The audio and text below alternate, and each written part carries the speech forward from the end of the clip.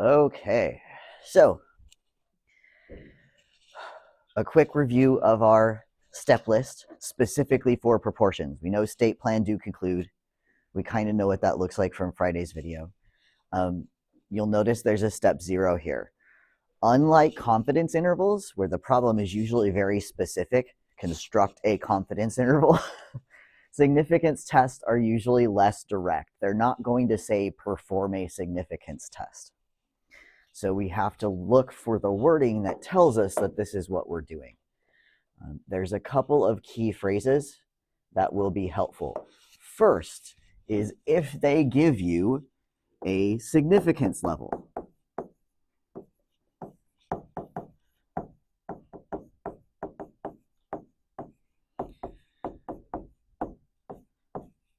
You learned that is represented by alpha. Yeah. So if they give you alpha equals 0.05 or they mention significance level of, you're probably doing a significance test because that's the only reason we use significance levels. Another thing that you might see is there sufficient evidence for?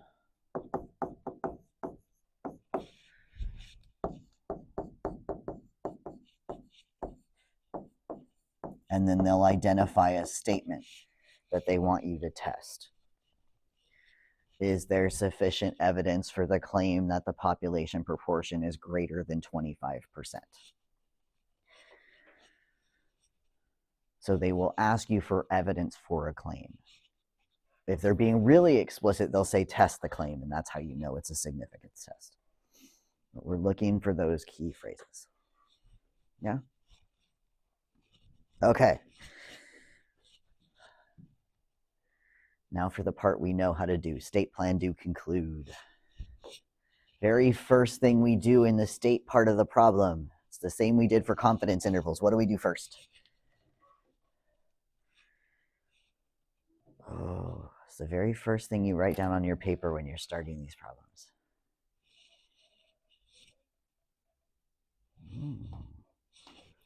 Frowny face. Words. Give us words. Yeah? What is your parameter of interest in words? Define your parameter in words. If we're doing a test about a proportion, what is that proportion representing? Proportion of students with black hair at Rancho San Juan, proportion of US adults who have driver's licenses, right? Define the proportion in words. Context. And then label all of the given quantities. Yeah?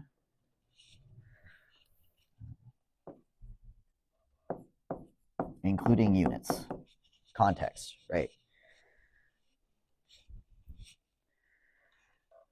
50 people, 50 books, 50 buildings. What am I looking at when I talk about my sample size? Label with words. Not so bad. Next step, the plan step. Plan step is we identify what method we're using to solve the problem, go through the checks that are required to use that method. Yeah? In this case, we are doing a z-test for a proportion. Z-test for a proportion. It is a z-test because we want our sampling distribution to be normal. And we're going to go through the checks needed to do that. Okay. All right, 3 things we have to check. I know how to count to 3. Brody, one of the 3 things we have to check. Random sampling, very good.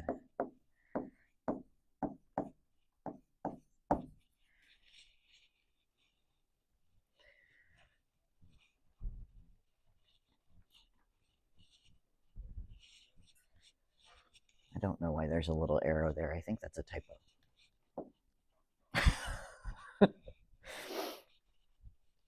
You're just reading the problem. Did they tell us it's random? Very good.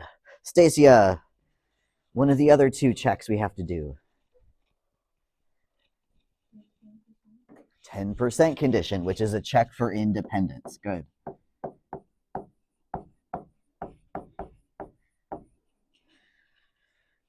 So 10% condition, right? And we know what the 10% condition is, right? We want sample size to be less than or equal to 10% of the population size. In words,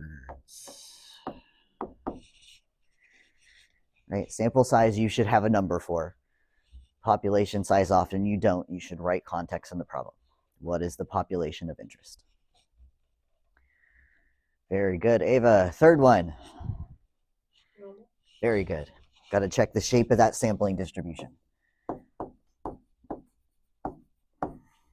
Bonus points. How do we check for normality? Give you a hint, it says it on the page. Large counts. Good. So n times p has to be greater than or equal to 10. And n times q has to be greater than or equal to 10. And we learned that n times p is the number of successes. N times q is the number of failures. So if I am given successes and failures, I can check those directly.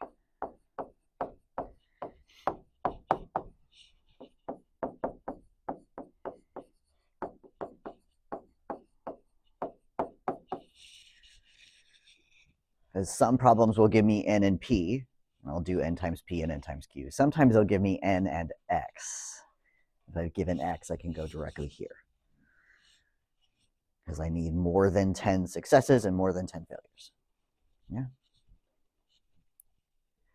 I see some nodding, because we did this for confidence intervals, so this should feel familiar.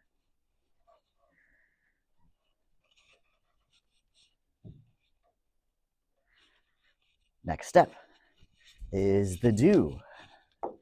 And there are two things that you have to calculate for the do. You have to calculate your test statistic.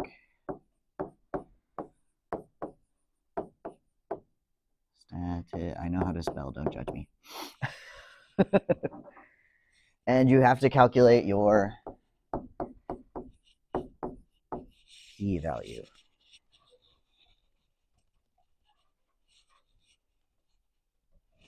We learned what those were on Friday. Remember that test statistic tells me where my sample sits relative to the rest of the data in the sampling distribution. Where am I in the sampling distribution?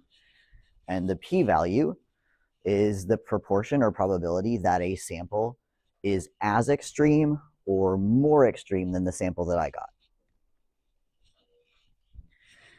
We're going to do a quick review before we do conclude. For test statistic, I want to know where my sample sits in the sampling distribution. I want a measure of location. And the measure of location that we learned about was a z-score. I see some nodding. Do we remember how to calculate a z-score? Been a while, yeah? No square roots. There can be, but right.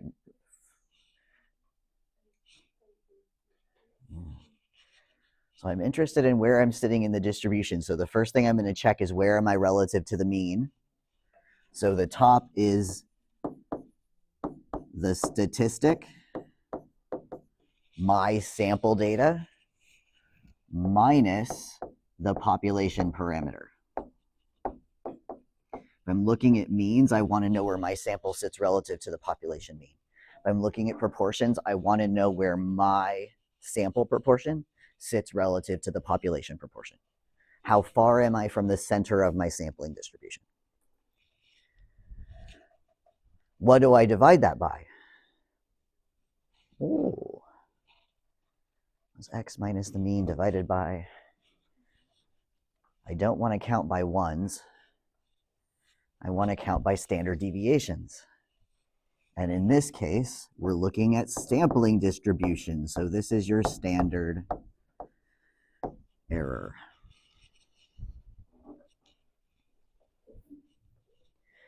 That is the formula that they are going to give you on test day. That is what is on the AP equation sheet. They give you the general formula. They don't give you the one that's specific, because we're going to do like 4 different tests, right?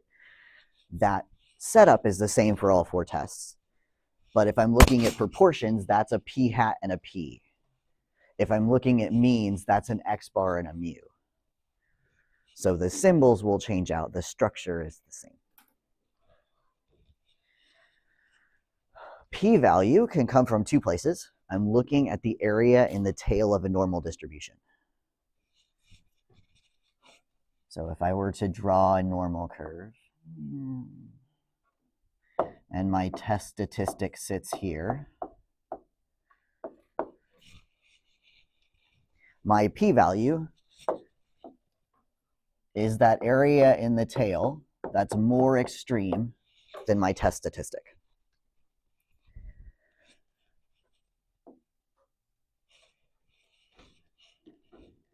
You have calculators that can help you find that. What calculator function finds area in a normal distribution?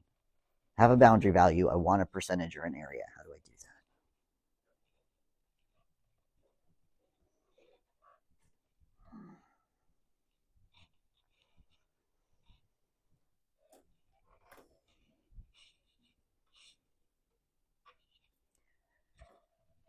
We're dealing with a probability distribution, so we know we're in the distribution menu.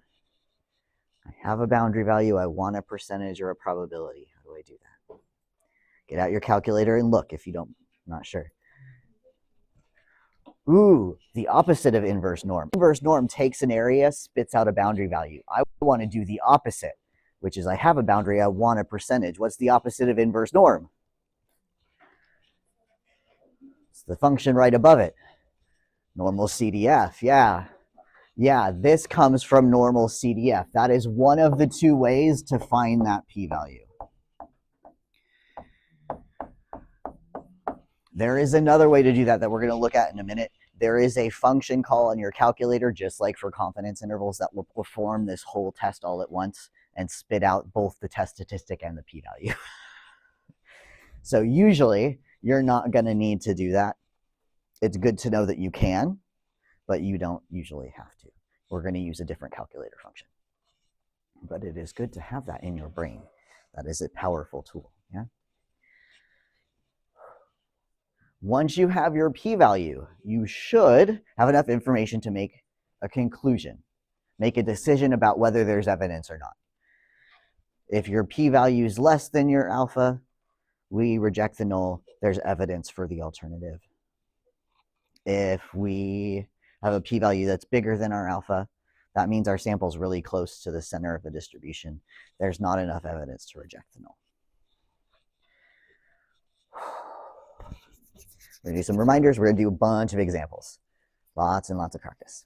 Yeah? Okay.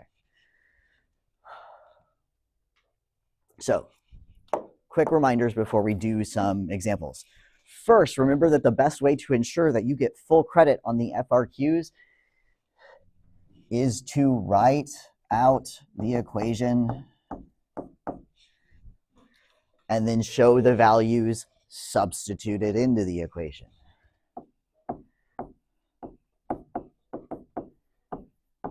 Substitute. Did I spell that right? Substitute.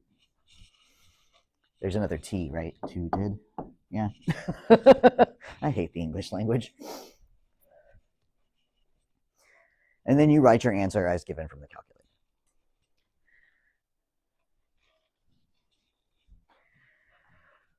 If you choose to not use the equations because you read the equation sheet and it looks like Greek to you, remember that you must write down both the name of, come on, pen, the name of the function on the calculator,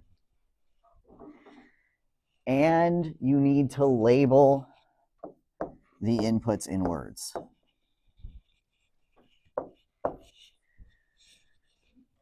We know, for example, when we run normal CDF and inverse norm, they ask for a mean and standard deviation. I should not write X bar and S. I should write mean standard deviation, or STDEV. Yeah, I need to be very clear that I understand what I'm inputting into my calculator. Good. If you are doing calculator math and you write the name of the function, but you don't label your inputs, you just give a list of numbers, or you label them with symbols and not words, they will not give you credit for showing work. The AP board is very specific there. So on your homework, practice labeling with words. Not your head yes. Good. Okay, so today, tomorrow, Wednesday, we're just doing practice. Practice, practice, practice. All right, first example. According to the US Census Bureau, the proportion of high school students who have a part-time job is 0.25.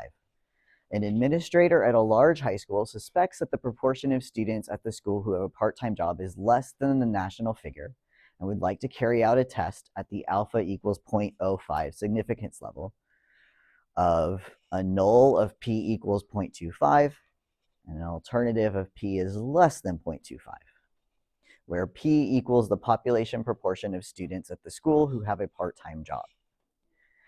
The administrator selects a random sample of 200 students and finds that 43 of them have a part-time job.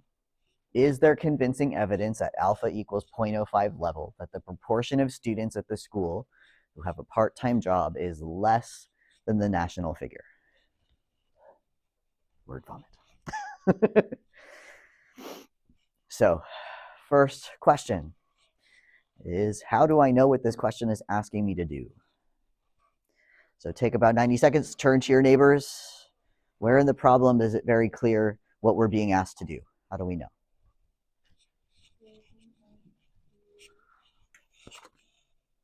I mean, we know what we're doing because of the unit we're in. But how do you, oh, did you make any hole? Yes.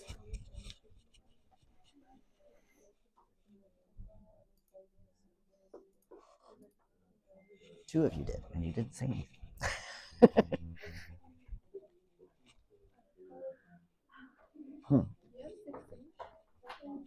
6C should be in that black box because I just put it in there. Were you not here on Friday?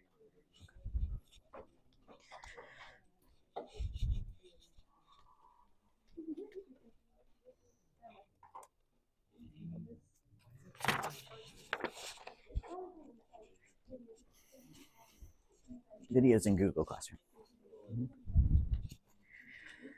All right, do I have a volunteer? How do we know what the problem's asking us to do? You're going to make me get out the random name generator, aren't you? No volunteers? Yes, Kaylee. And where do you see that in the problem?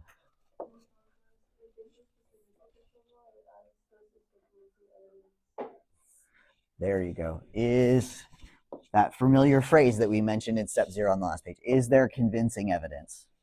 Good. And they give us an alpha level. And we know those two things are telling us we are doing a significance test. Those are the key phrases that tell me I'm doing a significance test. Good. Very good. Now that I know I'm doing a significance test, the next question is, what statistic am I doing a significance test for? What quantity am I testing a claim about? And we only have two that we know about so far, means and proportions. Is this for a mean or a proportion? Proportion. Very good, because they mention here the keyword proportion.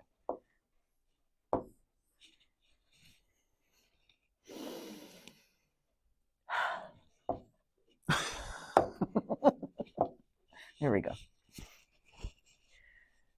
So I know for the plan step, I'm doing a z-test for a proportion. Right off the bat, I know what I'm doing. Everything else is going to follow that method. In the state step, very first thing I should do, define the proportion that I'm testing a claim about. So P equals, and they were nice enough to give that to us in the word problem. I don't know why the equal sign is in front, but they did give that to us in the problem. So we know that this is the true or population proportion of students at the school who have a part-time job.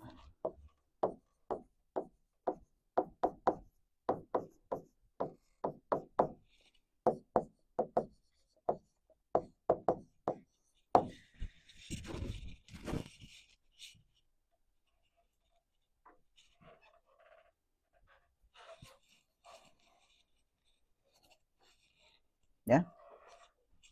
Good. Label what they gave us, the other numbers in the problem, and if they didn't give us hypotheses to test, we should state them. I usually write that in the state step. So, what other numbers did they give us in the question? Very good. So that was number with part-time job. And that is our variable x, right? Number of successes is 43. What else did they give us? Somebody other than Kaylee.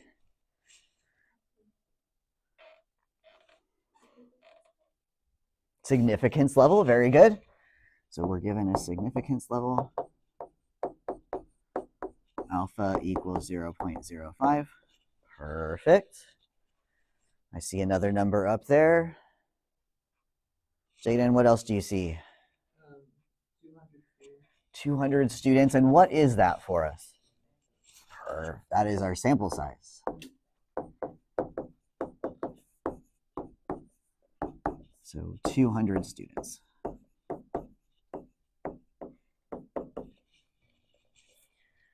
Perfect. And then the next thing I'm going to do, I'm going to list my hypotheses. HO, HA. They were nice, they gave them to us. They won't always do this. In this case, I'm testing a claim about a proportion. So both of my hypotheses should have a P in them.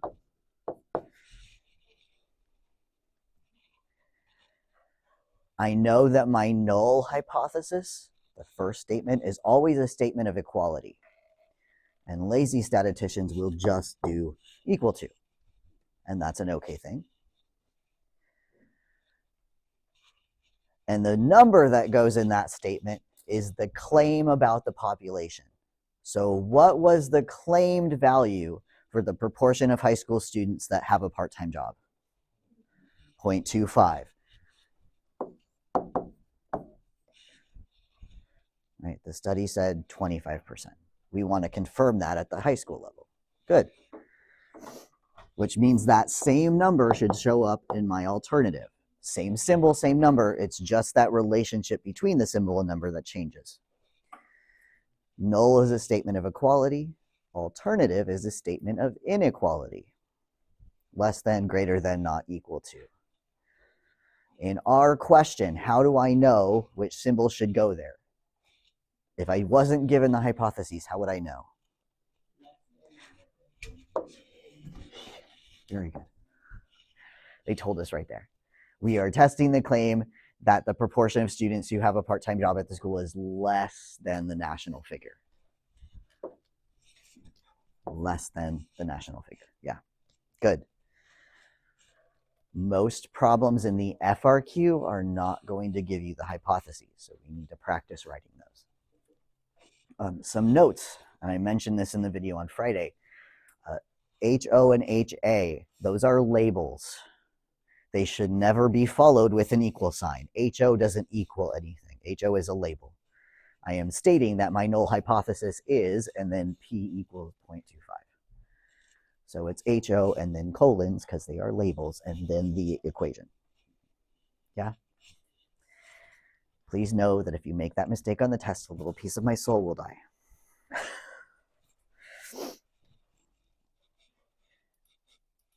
Okay, next is the plan. I need to go through my 3 checks. Camila, what is the first thing I check for? Yes, very good. Random. And I see in the problem it says selects a random sample of.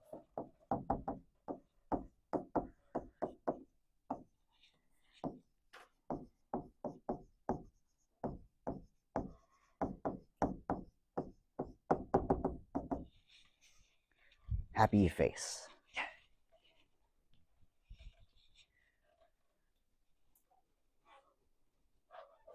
Mario, what's the second thing I have to check? Independence, very good.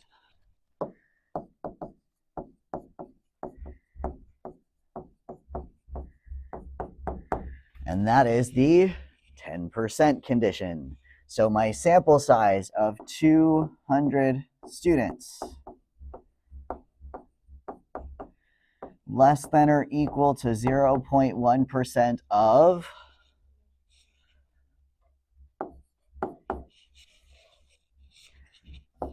all students,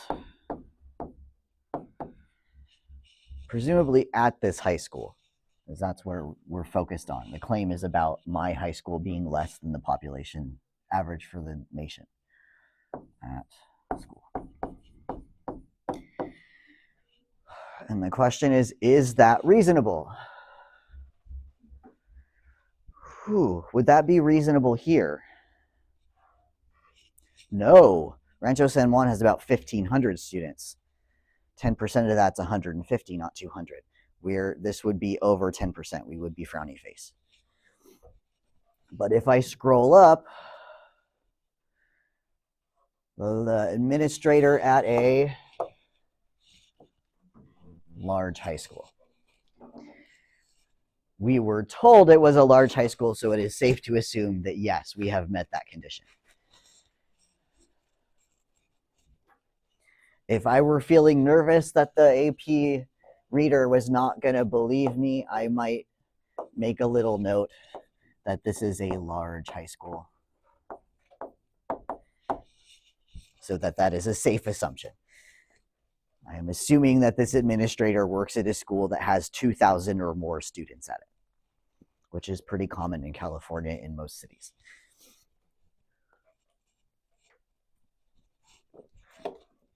Okay, last one. Last one, Gabe.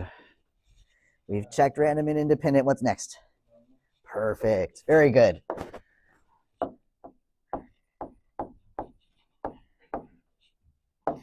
Normal is large counts. N times P is greater than 10, N times Q is greater than 10, or number of successes is greater than 10, number of failures is greater than 10. We were given a number of successes, so we're going to do that. So we had 43, yeah, with job. 43 is greater than or equal to 10. Out of that sample of 200, if 43 have a job, how many don't?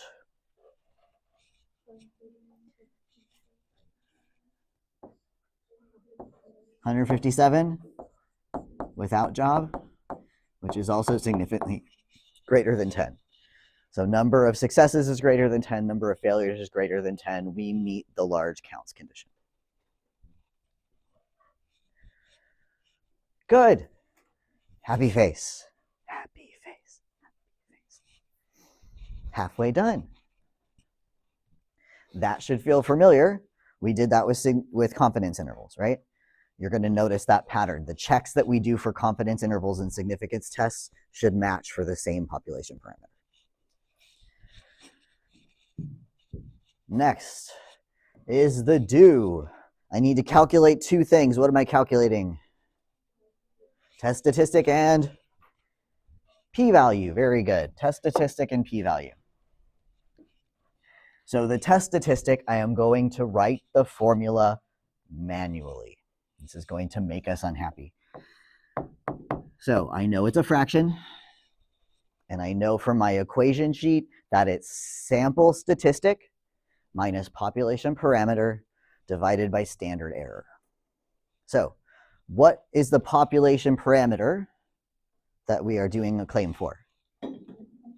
Not a number, it's a word or a symbol. What are we testing a claim about?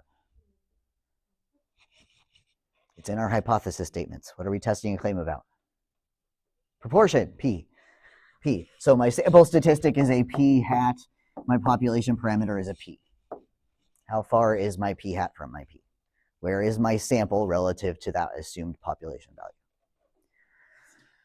In the bottom, that means I need the standard error formula for a proportion. Bless you.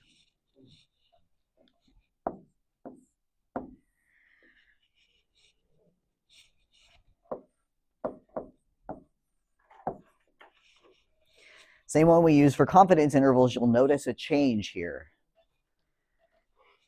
Take about 90 seconds, turn to your neighbors. Notice that that standard error formula is the same structure. Something's different. What's different? Turn and talk. Different than what we did for confidence intervals. What's changed?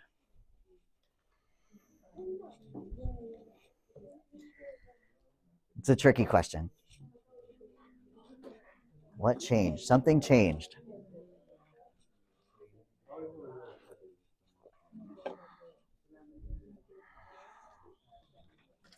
Thirty more seconds. This is a tricky one. Gold star if you catch it. This is a tricky one.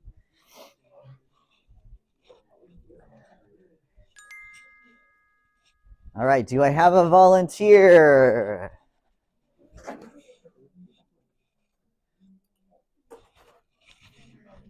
Kaylee's volunteering. What do you see?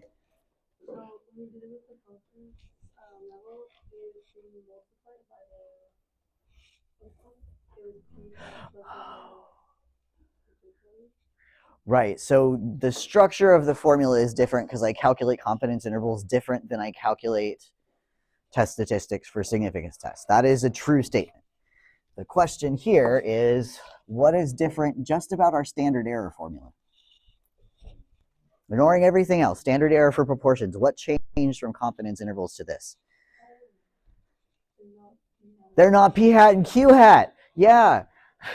When I did a confidence interval, I didn't know my population proportion. So I had to estimate with p-hat and q-hat. Here, I have a claim about a population value. I have a p-value, 0.25. If I have a population value, I should use it. I only use the sample value if I don't have a population value. So here, this should be 0.25 and 0.75, not the sample p-hat, the population value. We are assuming, if we look at our null, we are assuming that the claim about the population is true.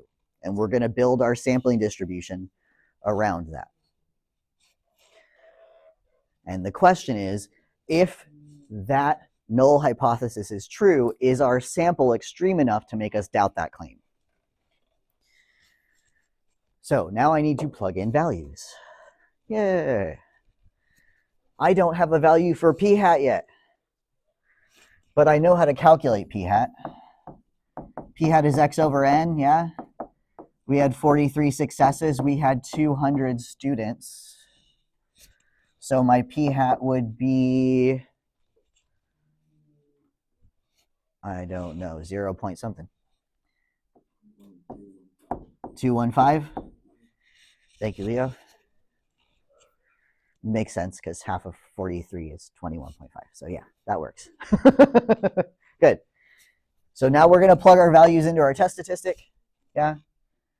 So z equals 0.215 minus, and my population value is 25. That's the number coming from the claim. Over, and then our standard error. So 0.25 times 0.75 all over a sample size of 200.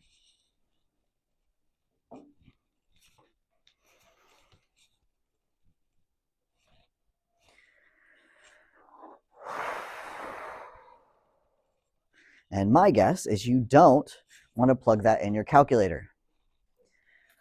You can, but you probably don't want to. So on your calculator, let me scooch you up a little bit. Under stat test,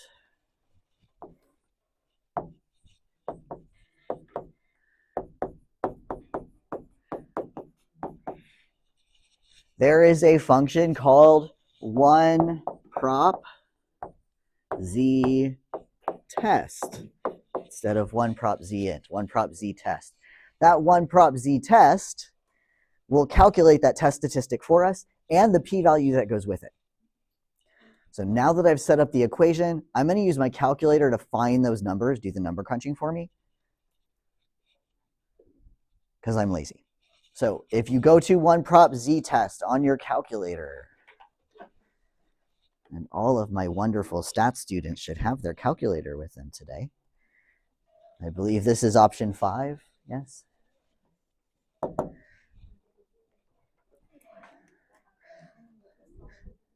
It's going to ask you for P naught, X, N, and the prop. Yes? Yes. P naught, that sub-zero, that is the null hypothesis value. That is the claimed population value. So what are we claiming the population proportion of students with part-time jobs is? 0.25. Perfect. In our sample, how many students had a part-time job? 43. Perfect. Out of 200. Perfect. And this last part is asking about the symbol for your alternative hypothesis. If you muck this up, you are going to get the wrong test statistic, the wrong p-value, the wrong conclusion. It is important that the symbol on your calculator here matches the symbol in your alternative hypothesis. So if I scroll back up, I had a less than. I need to make sure that on my calculator, I choose the less than P naught.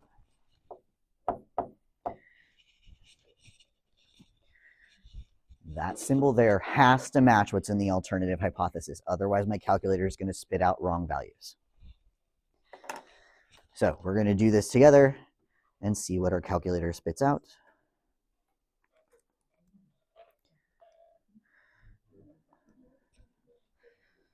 And I get 5 things that come out on my calculator. The first is this, right? It says prop less than 0.25. That's not mind-blowing. They're spitting out my alternative hypothesis. Right beneath that is a z-score. They are giving us the value for our test statistic. So it's negative 1 point, and we usually round z-scores to 2 decimal places. So I'm going to write 1.14. Beneath that is a p. That is my p-value. And I'm going to write it down here in the corner.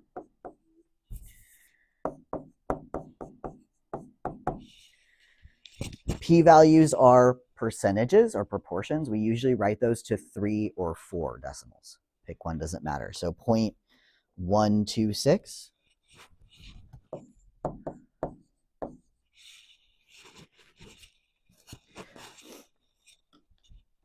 It is important that you draw a picture to represent what that p-value is in terms of our sampling distribution. It's okay, after confidence intervals, you guys should be really good at drawing normal curves, right? We need to interpret that value because I didn't show how I calculated it, right? So we draw a normal curve. Yeah.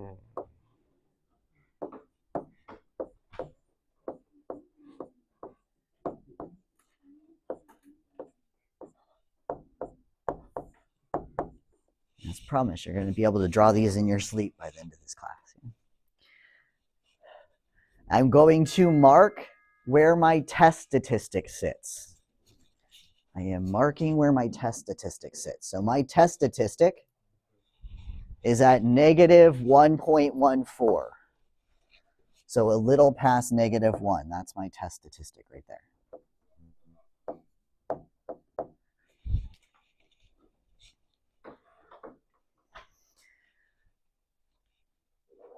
And I am going to shade in that picture, and the direction that I shade should match the direction of the arrow for my alternative hypothesis. That arrow points to the left. It is a less than. I am going to shade to the left.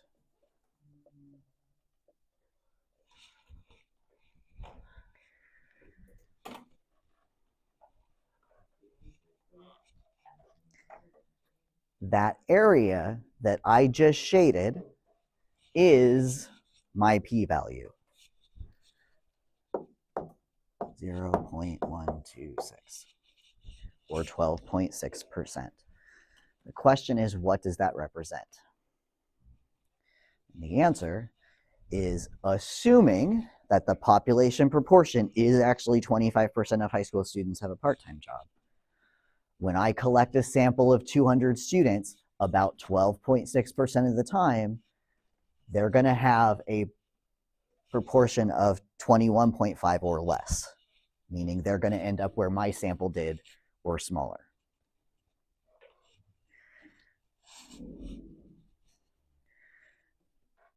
That's a lot of the data, 12 point something percent. That is not an extreme enough sample for me to feel comfortable rejecting the claim that the actual proportion is 25%. I am too close to that population value. I'm too close to the center of that distribution to say that that center is not correct.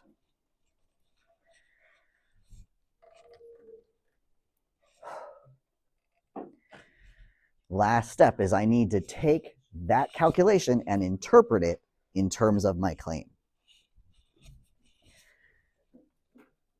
So the first thing I note is I am going to make a statement about my p-value relative to my alpha. And this is just for me.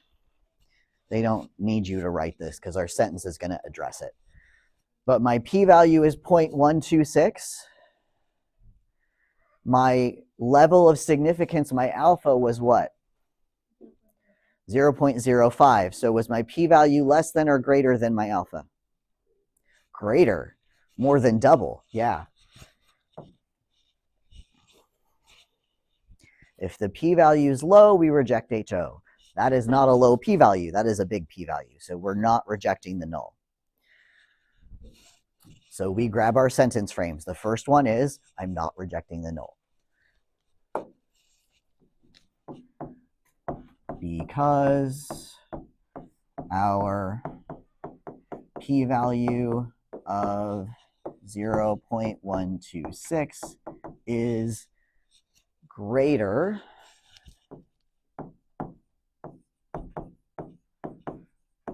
than alpha equals 0.05. We fail to reject the null hypothesis.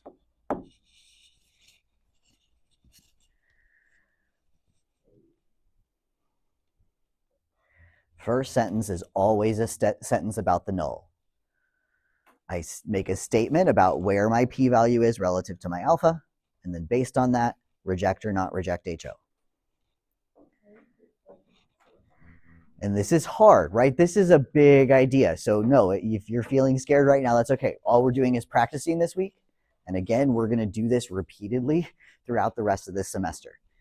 Yeah, this is a big idea. We're going to see it lots and lots of practice. There were two sentence frames that you should have seen in your notes on Friday. The first was about the null. The second was about the alternative.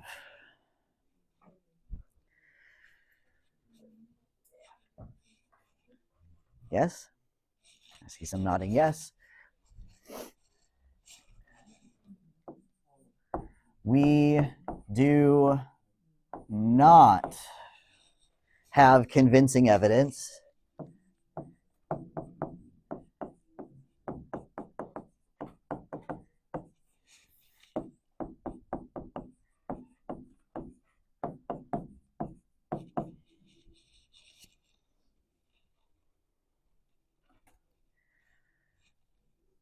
failed to reject the null, so I don't have convincing evidence of the alternative. And you notice I stopped. I am going to write the alternative hypothesis in words. I didn't do that for the null. I have to do that for the alternative. So our alternative was the claim that the proportion of students at this high school that had a part-time job was less than 25%.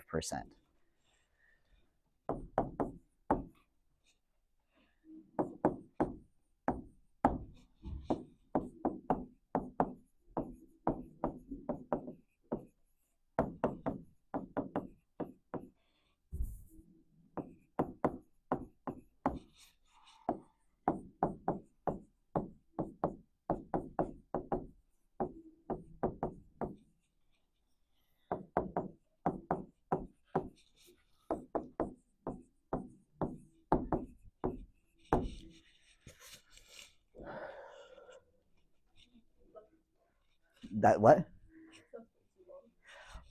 It's a lot, but it is going to be that same 2 sentence frames every significance test, just like we had the same 2 sentences for confidence intervals. Because p-value is greater than or less than alpha, we reject or fail to reject null. We do or do not have convincing evidence for state your claim in words. 9 times out of 10, that claim in words is probably the last sentence in the problem. They're asking you to test a claim or check if you have evidence for. I bet you a decent amount of money that was something similar to that last sentence in the word problem if I scroll back up. That's what they asked me to check. So use the words in the problem to help you write your conclusions. You shouldn't have to be pulling from scratch.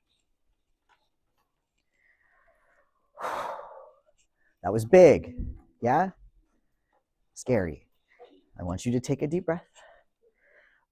Tomorrow and Wednesday, all we're doing is more practice with this, yeah?